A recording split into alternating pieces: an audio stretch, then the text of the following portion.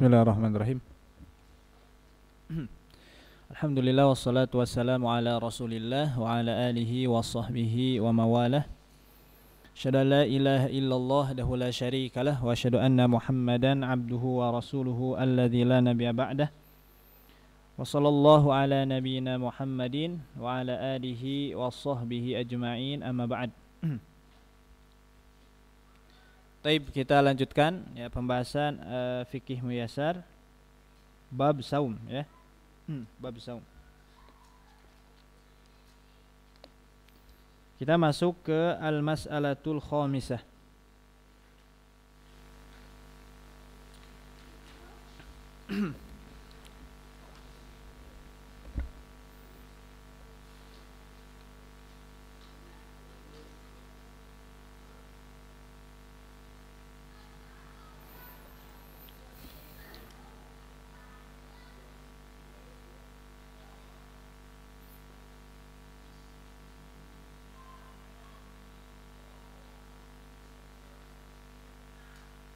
Baik. Al-mas'alatul khamisatu, permasalahan yang kelima ya. Terakhir sampai permasalahan yang keempat ya. Al-mas'alatul khamisatu syurutu wujubi siyami Ramadan. Syarat-syarat wajibnya saum Ramadan. Di pertemuan yang lalu kita menjelaskan tentang rukun ya. Rukun saum, arkanu saum. Naon we arkanu saum ka hiji? Arkanu saum naon we? Al-imsak sareng niyat ya. Ana syarat. Syurutu wujubi siyami Ramadan. Itu syarat-syarat wajibnya saum Ramadan. Di sini ada 6 syarat ya. 6 syarat diwajibkannya Ramadan, saum Ramadan bagi siapa saja. Baik. Yajibu siyamu Ramadhan ala man tawafarat fihi syurutut taliyah. Ya. Wajibnya saum Ramadan ini terhadap orang yang memenuhi ya syarat-syarat di bawah ini. Jadi wajibnya kita melaksanakan saum itu berdasarkan syarat yang akan dijelaskan di poin-poin berikut ya. Yang pertama adalah al-Islam ya. Yang pertama Islam. Jadi bagi seorang muslim ya itu wajib kita melakukan saum Ramadan. Di sini dikatakan fala yajibu wala yasihu siyamu minal kafir li'anna siyama ibadatun. Maka tidak wajib dan juga tidak sah saumnya orang kafir. Ya. Li'anna siyama ibadatun, dikarenakan saum itu merupakan ibadah. Wal ibadatu la tasihhu minal kafir, dan ibadah itu tidak akan sah ya bagi orang-orang kafir, orang yang tidak beriman kepada Allah Subhanahu wa taala. Itu meskipun mereka melakukan saum, tapi saumnya misalkan tidak akan diberikan pahala di sisi Allah Subhanahu wa taala. Ya, seperti itu. Meskipun ya orang-orang kafir tetap berdosa. Ya, berdosa dikarenakan orang-orang kafir, para ulama menjelaskan orang-orang kafir ini tetap berdosa dikarenakan meninggalkan perintah-perintah Allah Subhanahu wa taala. Jadi dosa dengan kekafirannya, dosa dikarenakan misalkan ketika orang kafir tidak melaksanakan salat perintah Allah ya. Kemudian dosa juga, nanti dapat dosa juga ya. Iqab dari Allah Subhanahu wa taala, azab dikarenakan tidak melaksanakan salat dan lain sebagainya. Ya, seperti itu. Fa idza aslama la yalzamu biqada'i ma fatahu. Maka ketika seorang kafir ya, orang kafir masuk Islam katanya ya, maka tidak perlu mengkodok apa yang lalu. Jadi misalkan kalau ada orang kafir kemudian masuk Islam, maka puasa-puasa yang lalu itu tidak perlu dikodok, ya, terkedah dikodok. Itu yang pertama ya. Syarat wajibna saum nu kahiji al-Islam. Yang kedua adalah al-bulugh. Al-bulugh, baligh, ya, baligh. Nah, ini menjadi syarat wajib saum. Maka kalau ada di antara antum yang sudah baligh, itu harus melaksanakan saum Ramadan. Fala yajibu siyam ala man lam yablugh hadda taklif. Ya, karena tidak wajib saum kepada orang yang belum sampai kepada baligh, ya, belum sampai baligh. Jadi kalau yang belum baligh itu tidak diwajibkan atau tidak dijadikan beban ibadah saum ini, ya, tidak terbebani hukum taklif, ya, tidak terbebani hukum taklif yang belum baligh. Liqaulihi ta'ala liqauli sallallahu alaihi wasallam rufi'al qalam ala an salasatin, ya, sebagaimana sabda Nabi kita Nabi Muhammad sallallahu alaihi wasallam, pena diangkat terhadap 3 hal. Jadi tidak akan dihukum, ya, tidak akan dihukum, tidak dibebani taklif, ya, perintah-perintah dari Allah Subhanahu wa taala jika ada 3 hal ini. Salah satunya adalah orang yang belum baligh, ya. Jadi orang yang tidak baligh itu tidak ada hukum taklif. Seperti itu. Fadzakara minhum as-sabi hatta yahtalima. Maka disebutkan, ya, di antara mereka yang 3 tadi yang diangkat penanya oleh Allah Subhanahu wa taala, yaitu as-sabi, yaitu anak kecil. Ya, anak kecil sehingga dia yahtalim, bermimpi. Nah, maka kita harus tahu, ya, ciri baligh. Bagaimana cara mengetahui baligh seseorang? Ikhwan gimana?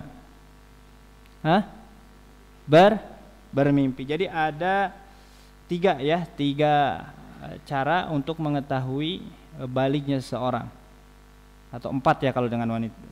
Yang pertama adalah keluar air mani, ya, keluar air mani ketika ada syahwat, baik itu dalam mimpi ataupun terjaga, ente karena naon gitu, keur nyadar antum, ya, karena ada syahwat, ujug-ujug tiba-tiba keluar air mani, maka itu sudah diindikasikan orang tersebut sudah baligh, ya. Yang kedua adalah dari segi umur 15 tahun. Ya, umur 15 tahun, dia aya nu saanapeun 15 tahun? Kayak antum 15? Antum 15? Di bawah 15? Geus ngimpi tapi. Ya. Jadi umur 15, ya. Tapi kalau sudah mimpi, ya nanti masuk kepada baligh. Si Wahyu mah tong ditanya, Wahyu mah. Kemudian yang ketiga, cara mengetahui baligh seseorang itu tumbuh bulu-bulu, terutama bulu kemaluan, ya. Di lamun tos aya bulu berarti itu sudah diindikasikan baligh. Seperti itu, ya. Kemudian untuk perempuan itu haid, ya, ada keluar darah haid. Baik, seperti itu.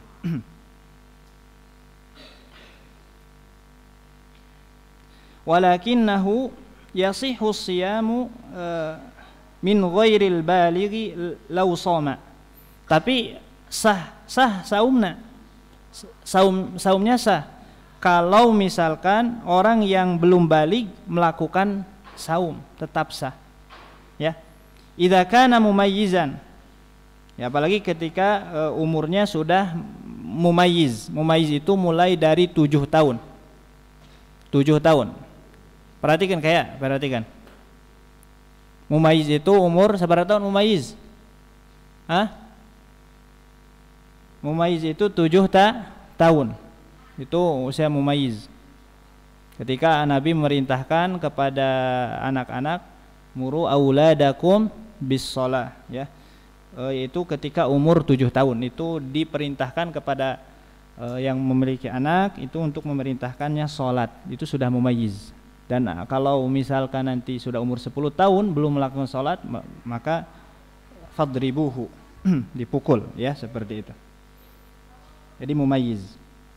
Jadi tetap sah, ya, saumnya. Bahkan di sini dijelaskan wayan bagi lauli amarahu an ya'murahu bisyami liya'tadahu wa ya'lafahu. Maka diharuskan, ya, untuk memerintahkan kepada anak-anaknya itu untuk belajar saum. Untuk belajar saum, terutama yang sudah mencapai umur mumayyiz, ya, sudah mumayyiz umur 7 tahunan. Liya'tadahu wa ya'lafahu, agar nanti terbiasa, ya, terbiasa senang, ya, ketika beribadah tersebut. Bahkan ada sahabiah Nabi yang memerintahkan kepada anaknya itu saum dan membuatkan mainan, ya, ketika ingin berbuka dikasih mainan gitu, ya, dibebenyokeun gitunya ada. Itu untuk belajar. Nah, itu yang kedua. Jadi yang pertama al-Islam, yang kedua naon syarat saum, wajibna saum, balik. Yang ketiga adalah al-aqlu. Al-aqlu, berakal. Ya. Fala yajibu siyam ala al-majnuni wal ma'tuh. Ya. Tidak wajib saum bagi orang gila dan orang yang ma'tuh, itu orang yang tidak berakal. Jadi henteu wajib ta lamun antum hayang buka saum jadi nu gelo heula. Ya, jadi nu gelo. Atau jadi pikun heula, ya. Pikun termasuk kanu ma'tuh. Pikun. Itu tidak wajib saum. Jadi syarat diwajibkannya saum itu, taklifnya itu kepada orang yang berakal. Jadi kalau orang yang tidak berakal, orang gila, yaitu tidak wajib untuk saum, ya, seperti itu. Dan juga tidak ada fidyah. Tidak ada fidyah, dijelaskan oleh para ulama, tidak ada fidyah. Kalau misalkan tidak berakal, yang nu gelo teu kudu dipidyah, nu gelo mah. Ya, teu kudu dikodok deh. Seperti itu. Dan ini termasuk kepada sabda Nabi kita, yaitu rufi'al qalam an salasatin. Jadi angkat penanya, ya, diantaranya adalah fadzakara minhum al-majnun hatta yafiqa, yaitu orang gila sehingga sadar kembali, ya, berakal kembali.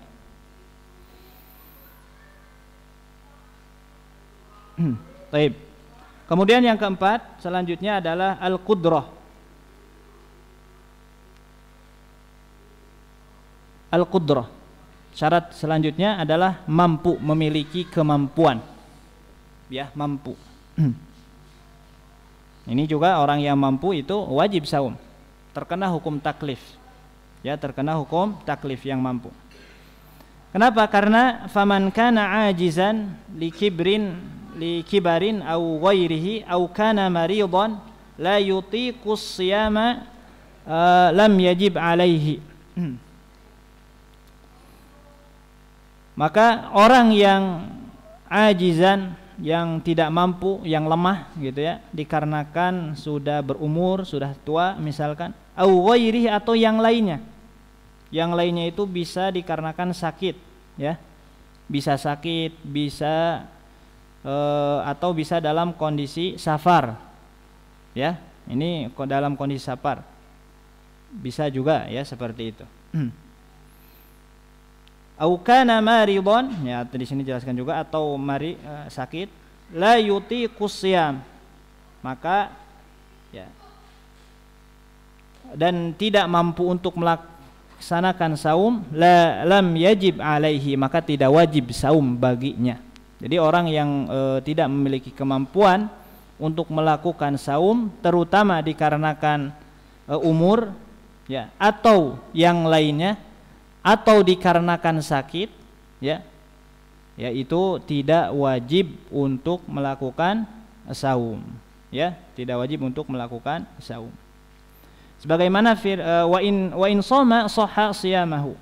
Tapi jika misalkan orang tersebut orang yang sakit, kemudian orang yang tidak mampu tersebut tetap melaksanakan saum, maka tetap sah saumnya. Tapi nanti ada rinciannya ya. Sebagaimana firman Allah, "Wa man kana maridan aw 'ala safarin fa iddatum min ayyamin ukhra." Ya, barang siapa orang yang sakit atau dalam kondisi safar, maka fa iddatun min ayyamin ukhra, maka diganti ya, diganti saumnya di hari yang lain. Seperti itu. Meskipun nanti ya kondisi sakit ini ada berbagai macam. Ya. Ada orang yang sakit tapi sakitnya itu tidak mempengaruhi saumnya. Ya, sehingga antum misalkan antum sakit ya, bisul sakmet gitu. Misalkan antum ya bisul sakmet. Buka entong saumna. Entong nu kitu mah. Ya. Eta mah tetap wajib saum. Antum sakit pilek ya. Pilek antum. Sakit ke henteu pilek? Sakit. Buka teu? Henteu eta mah. Sakit nu kitu mah sanesnya tidak termasuk. Jadi eta mah kalau ada yang sakit seperti itu, maka tetap wajib untuk melakukan saum.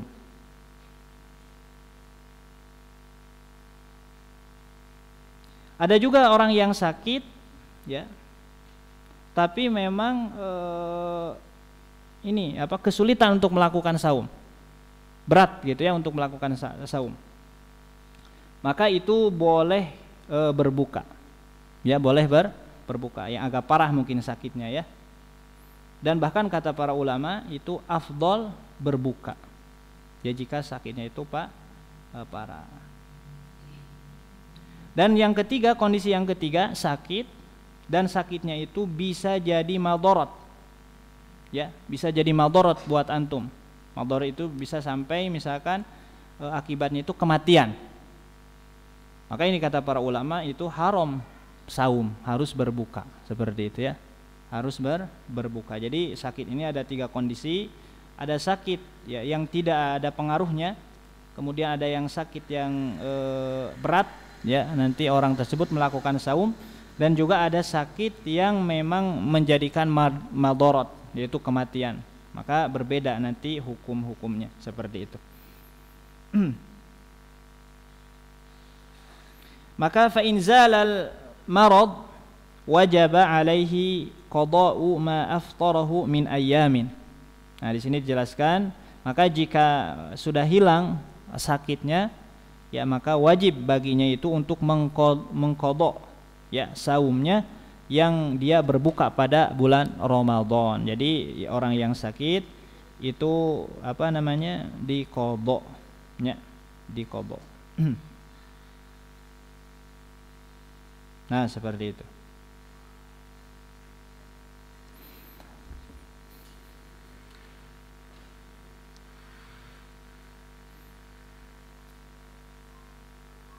Termasuk orang yang hamil. Di sini dijelaskan ana ambil di penjelasan ya.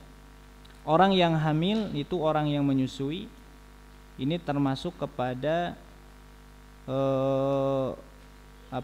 orang yang sakit, termasuk kepada orang yang sakit ya, atau orang yang tidak mampu tadi kudrah tadi ya, tidak mampu untuk melakukan saum.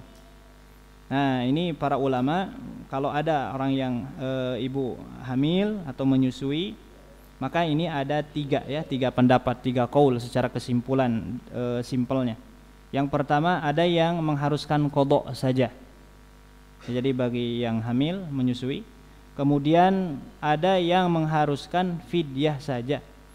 Ada juga yang mengharuskan qadha dan fidyah bagi yang hamil dan menyusui ya, seperti itu. Tapi kata para ulama yang paling ashah, yang paling afdal itu hanya qadha saja. Hanya qadha saja dikarenakan hamil dan menyusui ini termasuk sakit juga sama seperti itu ya. Yaitu atau yang tidak memiliki kemampuan yang sementara ya, seperti orang yang sakit. Nanti ada orang yang tidak saum ini tidak mampu untuk selamanya yang teu mampu pisan selamanya misalkan karena sakitnya parah, tahun berikutnya sakit lagi, tahun berikutnya sakit lagi. Ya, maka itu hanya fidyah, ya tidak ada qada. Ataupun yang sakit. Ya, yang sakit. Seperti itu juga sama. Itu fidyah saja.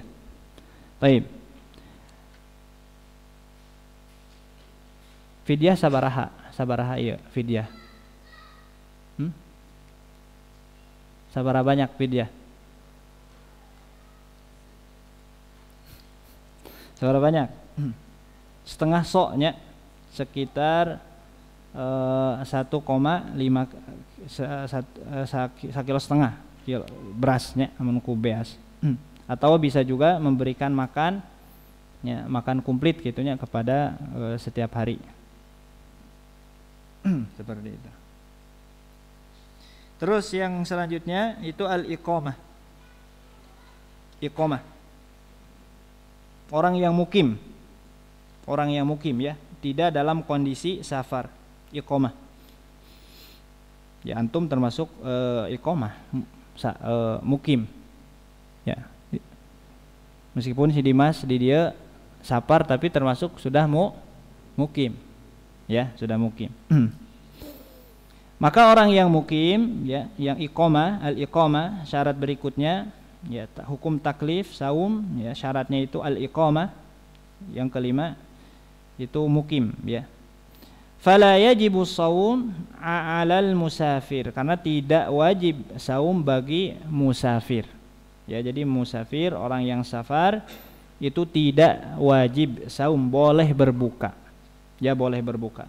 Sebagaimana firman Allah, "Wa man kana maridan aw 'ala safarin fa'iddatum min ayyamin ukhar." Sigano tadi ayat tadi. Ya. Wa man kana maridan, barang siapa orang yang sakit atau dalam keadaan safar, maka fa'iddatum min ayyamin ukhar, maka saumnya itu diganti ya dengan hari-hari yang lainnya. Ya, seperti itu. Orang yang safar. Nah, orang yang safar juga nanti kondisinya bermacam-macam. Ya, nanti kondisinya bermacam-macam. Ada 3 kondisi orang yang safar. Yang pertama, orang yang safar tapi safarnya itu tidak mempengaruhi saum gitu ya. Atau misalkan dia masih memiliki kekuatan untuk melakukan saum ketika dia safar. Maka kata para ulama itu boleh berbuka meskipun kuat gitu ya. Kalau dalam kondisi safar boleh berbuka, boleh juga puasa, tetap saum. Tapi mana yang paling afdol? Maka kata para ulama yang paling afdol itu wa an tasumu khairul lakum, yaitu saum lebih afdol bagi orang yang safar. Terus antum ketika safar masih memiliki kekuatan gitu ya, henteu leuleus gitu, masih kuat melakukan saum, maka ini boleh buka, boleh saum, tapi yang paling afdol itu saum. Nanti dibahas ya, entong ngahajakeun sasaparan. Jadi antum hayang buka sapar ka mana entong ngahajakeun. Eta mah tidak termasuk. Itu tidak boleh. Itu termasuk lamun dinu kitab Bukhari mah babul hail. Ngakalan syariat gitu nya. Antum hayang buka ya. Langsung sapar ka mana gitu. Buka saum teu kenging gitu mah. Ya. Dosa jika gitu. Kemudian yang selanjutnya orang yang safar ya, tapi berat ya, tidak sanggup melakukan saum, maka ini buka lebih afdol ya, berat, capek, leles misalkannya ketika antum safar. Nah, itu buka boleh, saum juga boleh, tapi yang lebih afdol itu berbuka. Kemudian yang ketiga, orang yang safar tapi saumnya itu bisa memadorotkan akibatnya, misalkan kematian dan lain sebagainya ya, yang parah. Maka ini kata para ulama itu haram ya untuk melakukan saum ya, seperti itu. Meskipun kalau saum ya tetap sah, tapi kata para ulama haram seperti itu. Kalau misalkan dia berpuasa dan puasanya itu bisa memadaratkan sampai kepada kematian akibatnya seperti itu. Ya. Nah, di bab safar ini maka kita hati-hati ya, jangan kita mengakal-akali syariat. Ya, seperti yang tadi Anda katakan, ya tidak boleh kita dengan sengaja misalkan kita safar kemudian berbuka dan lain sebagainya. Ya. Ya, di sini dilanjutkan falau shamal musafiru shahha siyamuhu wa yajibu alaihi qada'u ma aftarahu fis safar. Maka kalau seorang musafir saum maka tetap sah saumnya dan harus wajib mengganti mengqadha ya apa yang telah dia lakukan, ya telah berbuka di bulan Ramadan. Jadi kedah diqadhaan. Ya, kange musafir.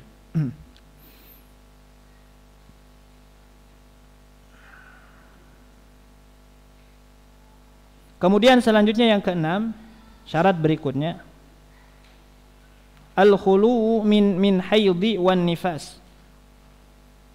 Yaitu tidak haid dan tidak dalam kondisi nifas. Tidak dalam keadaan haid dan dalam kondisi nifas. Maka di sini dikatakan fal haidu wan nufasa la yajibu alaihima as-shiyam.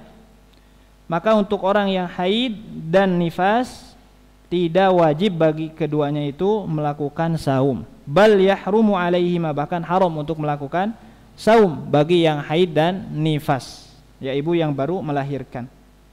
Sebagaimana sabda Nabi, alaysa idza hadat lam tusalli wa lam tasum fadzalika min nuqsani diniha. Ya. Bukankah seorang wanita itu tidak saum, tidak salat dan tidak saum? Maka begitulah ya di antara kelemahan seorang wanita. Ya. Wa yajibul qada'u alaihima, dan wajib untuk mengqadha saumnya ya bagi orang yang haid dan yang nifas. Itu wajib qadha. Liqauli Aisyah radhiyallahu anha, ya sebagaimana sabda Nabi ya berdasarkan qaul Aisyah radhiyallahu anha, kana yusibuna dzalika fa nu'maru bi qada'is shaum wa la nu'maru bi qada'is shalah. Ya. Maka kata Aisyah radhiyallahu anha, ya kami dulu juga terkena haid dan nifas. Ya, seperti itu. Maka kami diperintahkan oleh Nabi untuk qada' saum dan tidak diperintahkan untuk mengqada' salat. Ya, seperti itu. Kemudian selanjutnya al-mas'alatus sadisah. Masalah yang ke-6. Thubutu dukhuli syahri Ramadan wan qidaihi. Permasalahan yang ke-6 itu menetapkan masuknya bulan Ramadan dan mengakhiri bulan Ramadan. Ya, cara menetapkan masuknya bulan Ramadan dan mengakhiri bulan Ramadan. Yasbutu dukhulu syahri Ramadan bi ru'yatil hilal. Nah, di sini ya dikatakan cara menetapkan masuknya bulan Ramadan itu dengan melihat hilal. Dengan melihat hilal. Ya. Bi nafsihi au bi syahadati ghairihi ala ru'yatihi au ikhbarihi bidzalik. Baik melihat hilal tersebut dengan dirinya sendiri ataupun dengan kesaksian orang lain ataupun kabar dari orang lain tentang hilal tersebut. Ya, nanti dijelaskan ya di sini. Jadi kita masuk bulan Ramadan, kita melakukan saum Ramadan ini, ya salah satu cara menetapkannya itu yaitu dengan melihat hilal. Jadi ada dua cara nanti, dengan hilal ataupun dengan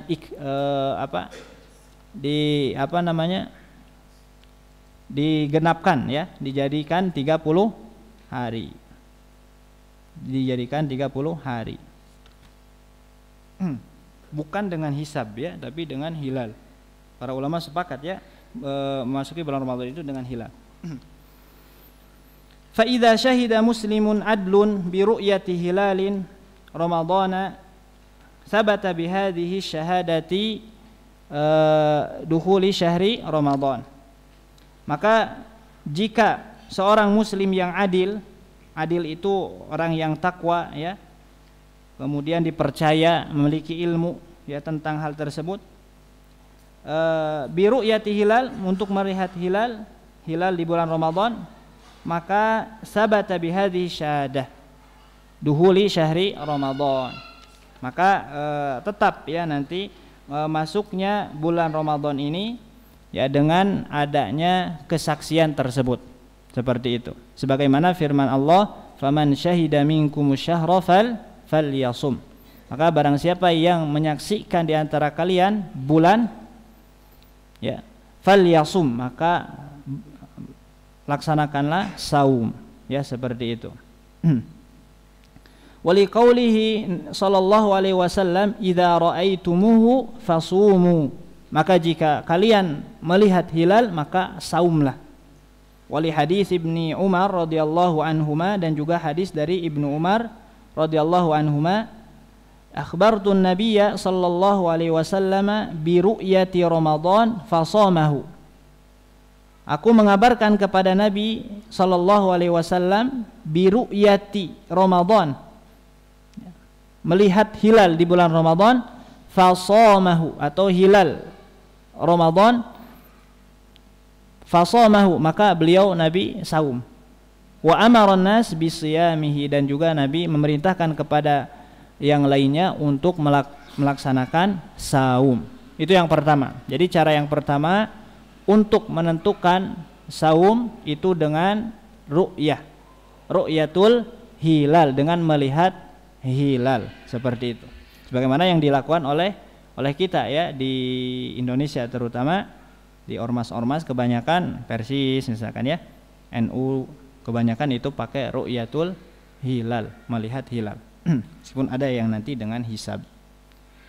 Wa illam yura al-hilal aw lam yashhad muslimun adlun bi ru'yatihi wajaba ikmalu iddati Sya'ban 30 yauman. Nah, di sini kalau ini cara yang kedua. Kalau seorang tidak melihat hilal, tidak ada persaksian, tidak ada yang melihat hilal dan lain sebagainya, ya, orang yang muslim adil tidak melihatnya juga sama ya, seperti itu. Maka wajib untuk mengikmal bulan hitungan bulan Sya'ban menjadi 30 hari. Jadi di bulan Hijrah itu ya tidak akan kurang dari 29 dan tidak akan lebih dari 30. Jadi untuk menentukan ru'yah itu di hari ke-29. Ya, di hari ke-29. Maka jika di hari 29 tidak ada yang melihat hilal sebagaimana kemarin ya, di bulan Ramadan sekarang ini belum masuk hilalnya, belum terlihat, maka diikmalkan ya bulan Sya'ban menjadi berapa? 30 hari. Ya, seperti itu. Tapi ada ya di Indonesia kemarin ada ikhtilaf ya, ada sebagian ormas yang menggunakan hisab, maka puasanya duluan, seperti itu. Kemudian wala yasbutu dukhulu syahri bi ghairi hadaini amrayni. Maka ya tidak boleh menetapkan masuknya bulan Ramadan bi ghairi hadaini amrayni. Ya, tidak boleh menetapkan masuknya bulan Ramadan selain dengan dua cara ini. Jadi dengan ru'yah atau dengan ikmal, ditakmil ya, disempurnakan. Ya, ini sepakat para ulama seperti itu ya. Yaitu ru'yatul hilal, yaitu melihat hilal. Jumhur ulama sepakat ya ru'yah hilal jadi bulan Ramadan. Au itmami Sya'bani 30 yauman ya tadi ya, dengan ru'yah hilal atau dengan menyempurnakan bulan Sya'ban menjadi 30 hari. Liqaulihi sallallahu alaihi wasallam, sumu li ru'yatihi wa aftiru li ru'yatihi fa in ghubbiya alaikum fa akmilu iddata Sya'ban 30. Maka kata Nabi, saumlah kalian li ru'yatihi, dikarenakan melihat adanya hilal. Wa aftilu li ru'yatihi, dan berbukalah kalian juga sama ketika melihat hilal. Fa in wubbiya, maka jika misalkan tertutup tidak ada yang melihat, baik ketika mulai masuk Ramadan atau mengakhiri bulan Ramadan, maka bagi kalian wajib untuk fa akmilu iddata Sya'ban salasin, wajib bagi kalian untuk 30 harikan di bulan Sya'ban ataupun nanti di bulan Ramadan, di 30 harikan kalau tidak ada yang melihat hilal di bulan Syawalnya, seperti itu ya, seperti itu. Wa yasbutu inqida'u Ramadan bi ru'yati hilal syahri Syawal bi syahadati muslimin adlain, ya seperti itu. Maka tetap juga ya, ditetapkan juga mengakhiri bulan Ramadan juga sama dengan melihat hilalnya di Syawal, di bulan Syawal, sama ya dengan persaksian minimal dua orang muslim yang adil. Itu kalau, ini kata para ulama, kalau mengakhiri Ramadan. Tapi kalau ingin masuk bulan Ramadan, 1 orang juga saksi sudah cukup. Ya, tapi untuk mengakhiri bulan Ramadan itu harus 2 orang. Ya, 2 orang muslim. Ya, kesaksian 2 orang muslim minimal. Fa ilam yashhad musliman, ya, maka jika misalkan 2 orang muslim tidak melihat, tidak menyaksikan hilal, ya ru'yatil hilal, wajaba ikmalu iddati Ramadan salasina yauman, maka wajib bagi kita untuk mengikmalkan, ya, menjadi 30 hari bulan Ramadan, ya, menjadi 30 hari, ya. Itu sampai sini dulu. Kemudian di bab berikutnya, di bab yang ke-7 ini tentang waktu niat saum dan hukumnya. Ini sebentar saja ya. Jam suara adzan? Sabar adik. 4 menit. Terus saya sakit lagi. Ya, dekat. Alhamdulillahirabbil alamin. Assalamualaikum warahmatullahi wabarakatuh.